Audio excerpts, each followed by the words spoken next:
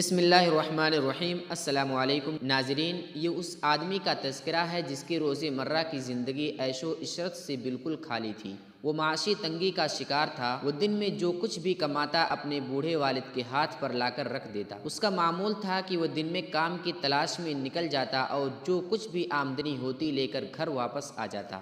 اپنے بوڑھے والد کے سامنے رکھی ہوئی میز پر رکھ دیتا۔ اس کے خیال کے مطابق اگر وہ خود اپنے ہاتھ سے یہ روپیہ اپنے والد کی طرف بڑھاتا تو اسے لینے کے لیے لامحالہ والد کا ہاتھ بھی آگے بڑھتا۔ اس لیے وہ والد کے ہاتھ کا اپنی طرف بڑھنا اپنے والد کی شان میں گستاخی سمجھتا تھا۔ وہ جب بھی اپنا آمدنی لے کر والد کے سامنے رکھتا، والد کے منہ سے یہ دعا نکلتی: الہ العالمین میرے بیٹے کو قرآن کریم سکھلا دے، اسے قرآن کریم کا عالم بنا دے۔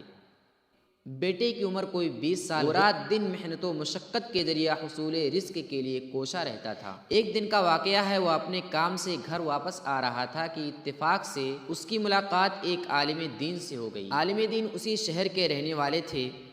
شہر کے لوگ فتویٰ کے لیے اسی عالم کا رخ کرتے تھے کیونکہ انہیں علم میں کمال حاصل تھا۔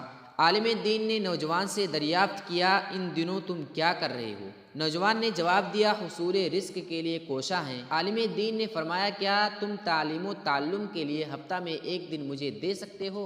نوجوان نے جواب دیا: یقیناً میں ہفتہ میں ایک دن آپ کو دے سکتا ہوں۔ سچ تو یہ ہے کہ تعلیم و تعلم سے مجھے دلی سکون ملے گا۔ نوجوان نے عالم دین کی خدمت میں ہفتہ میں ایک بار حاضر ہونا اور کسب فیض کرنے لگا۔ تھوڑے دن ہی گزرے تھے کہ وہ نوجوان ایک محنتی اور ذہین طالب علم کی شکل میں سامنے آیا۔ ایک عرصہ تک وہ تعلیم و تعلم حاصل کرتا رہا۔ وہ علم کے حصول کا شیدائی تھا۔ اس کا بیشتر وقت پڑھنے میں گزرتا تھا۔ وہ بتدریج علم حاصل کرتا چلا گیا۔ پہلے اس نے BA کیا، پھر MA کی ڈگری حاصل کر لی۔ اس کے والد کی دعائیں اس کے رب نے سن لی۔ اب اس کی آخری منزل PhD تھی، اس لیے اس نے اپنے مقالے کا موضوع سوچنا شروع کر دیا۔ اسے اپنے والد کی دعا یاد آ گئی کہ اللہ اسے قرآن کریم کا عالم بنا دے۔ پھر اس نے قرآن کریم کی تفسیر کو اپنے مقالے کے لیے منتخب کیا۔ وقت گزرتے دیر نہیں لگتی، وہ دن بھی آ گیا جب اس نے یونیورسٹی کے حکام کو اپنا مقالہ ذات پیش کر دیا۔ ناظرین، طالب علم کے لیے وہ دن بڑا اہم ہوتا ہے جب اس کا حتمی امتحان ہوتا ہے۔ ممتحن حضرات بیٹھتے ہیں، طالب علم گویا کٹہرے میں کھڑا ہے، اس سے سوال و جواب ہوتے ہیں، بحث و مباحثہ ہوتا ہے۔ ممتحن حضرات دوسرے کمرے میں جاتے ہیں اور تھوڑی دیر کے بعد واپس آ کر فیصلے کا اعلان کرتے ہیں۔ آج اس نوجوان کو بھی اس کی محنت کا صلہ ملنے والا تھا۔ وہ صبح سویرے ہی مکالمے کے حال میں پہنچ گیا۔ اس کے دوست و احباب بھی موجود تھے۔ ممتحن تشریف لائے، اس نے نظر اٹھا کر ان کی طرف دیکھا۔ اس کی حیرت کی انتہا نہ رہی۔ ممتحن کے ارکان میں وہ شخصیت بھی شامل تھی جنہوں نے سب سے پہلے اسے علم کی حصول کی طرف توجہ دلائی تھی۔ وہ اس کے اولین اساتذہ میں سے تھے۔ ممتحنین نے اپنی نشست سنبھالی۔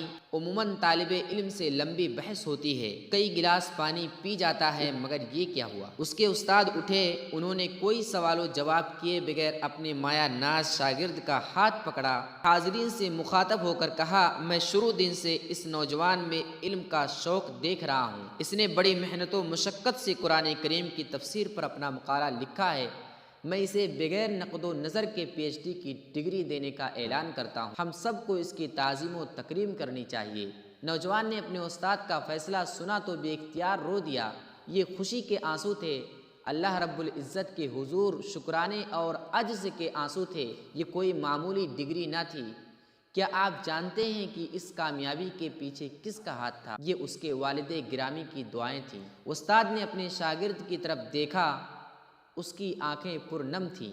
اس نے کہا: آپ رو رہے ہیں؟ وہ بولے: ہم تو آپ کی عزت و تکریم کر رہے ہیں، کیا یہ وقت رونے کا ہے؟ نوجوان کہنے لگا: مجھے اپنے مرحوم والد کی دعا یاد آ رہی ہے جو وہ بارہا میرے لیے کیا کرتے تھے۔ وہ دعا یہ تھی کہ الہ العالمین میرے بیٹے کو قرآن کریم سکھلا دے اور اسے قرآن کریم کا عالم بنا دے۔ نوجوان نے اللہ کا شکر ادا کیا۔ اللہ نے قرآن کریم کے علم کی بدولت اسے اس قدر عظیم مقام و مرتبہ پر فائز۔ دوستو، ویڈیو اچھی لگی ہو تو ویڈیو کو شیئر ضرور کریں۔